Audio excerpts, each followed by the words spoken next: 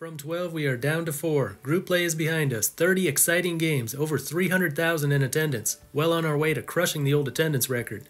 The world got to see rising young stars like Korea's Do Young Kim and Australia's Travis Bazzana. For the first time, there will be no Korea or Mexico in the Super Round. 2 new faces and 2 returnees. Just want to give some quick thoughts on the play in Group B, just as I did with Group A in the last video, and a quick preview of what's to come in the Super Round. No predictions this time. I'm tired of being wrong all the time. It's depressing. Here's how they finished in Group B. Japan 5-0, Taiwan 4-1, Korea 3-2. A 3-way tie for 4th, Australia, Dominican Republic, and Cuba, all 1-4. If you didn't watch the games and are just taking a look at the standings now, you'll probably assume the 3 Asian teams were playing on a whole other level, while the other 3 struggled to keep up. But that's not how it went. It was a competitive group up and down.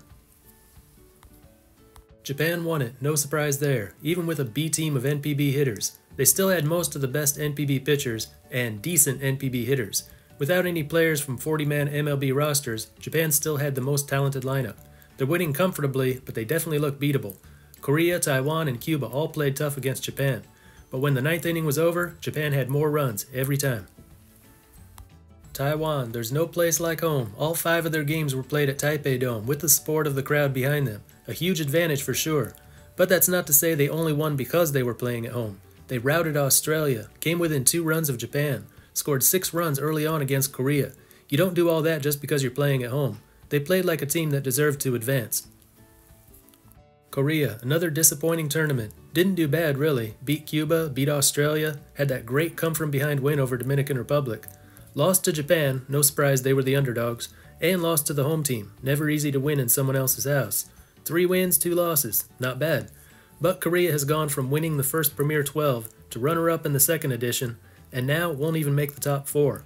Combined with their failure to medal in the Olympics and their failure to reach the quarterfinals in the WBC, Korea is the world's biggest underachieving team right now.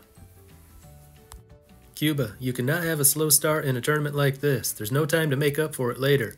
In their opener versus Dominican Republic, they got 6 shutout innings from starting pitcher Yoenis Sierra, but could only provide the support of 1 run. Then the bullpen blew it and they lost a game they shouldn't have lost.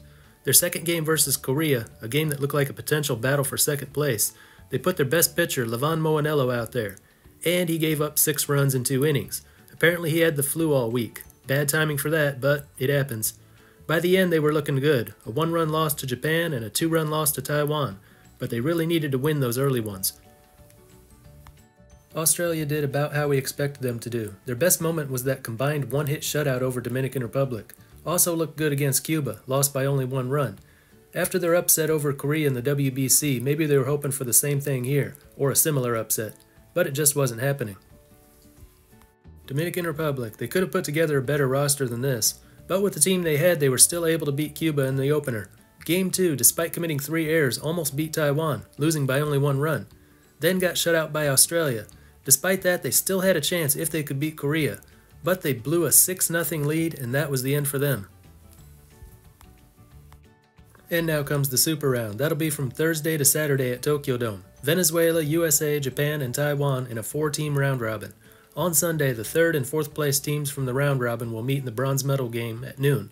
The top 2 teams from the round robin will meet in the championship game at 7 p.m. local time.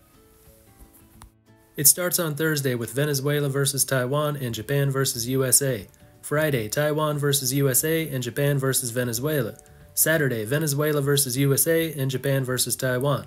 Both of those are rematches from group play. I think they ought to just carry the head-to-head results over from group play, but this is how it'll be done. Though the competition gets tougher now, Japan still can boast having the most talented players, and now they get the added bonus of home field advantage. The strongest get stronger. They'll be the favorites to win here. But this round will be tougher than the last. What will be interesting to see is how Japan's hitters do against Venezuela and USA's veteran starting pitchers. Both teams have pitchers with recent MLB experience. I'm sure they're not shaking in their boots at the prospect of facing Rich Hill or Ricardo Pinto, but those guys did pitch in MLB in 2024, and they won't be pitching against the very best NPB hitters. Then I'm sure Venezuela and USA hitters will have trouble against Japan's pitchers. We could see some really low-scoring games here, but also I wouldn't underestimate the hitters on either side. USA combines veteran pitching and the hitting from young prospects. The first 2 hitters, Chandler Simpson and Matt Shaw, were especially good during group play. These are future MLB stars, maybe. You could catch a glimpse of their future greatness here, or their inexperience could really show. It could go either way when you've got young players like this. This team lost twice in group play, but both losses came early on. They got better and better as the week went on. Their absolute best could be yet to come.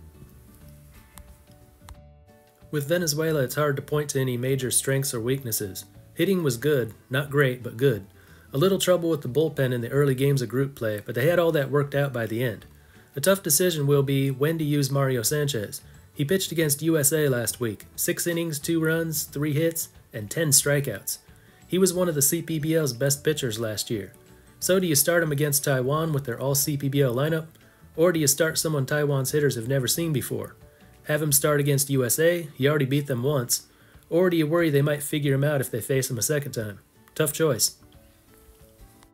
Taiwan's big advantage in group play was the home field. Now that that's gone, they've just got to outplay the other 3 teams. They used a lot of pitchers in group play. I'd expect them to continue with that, maybe even more so in the Super Round. Try to keep the score low, manage a couple runs, and squeak out a win. I'd consider Taiwan the biggest underdog out of the 4, but it doesn't mean they can't win. And that's all I got. Just some quick thoughts on the Premier 12 as we go from group play to the Super Round. What do you think about what has happened? What do you think will happen the rest of the way? Leave a comment and let us know. Anyway, that's all for this one. Until next time, this is Baseball International. See ya!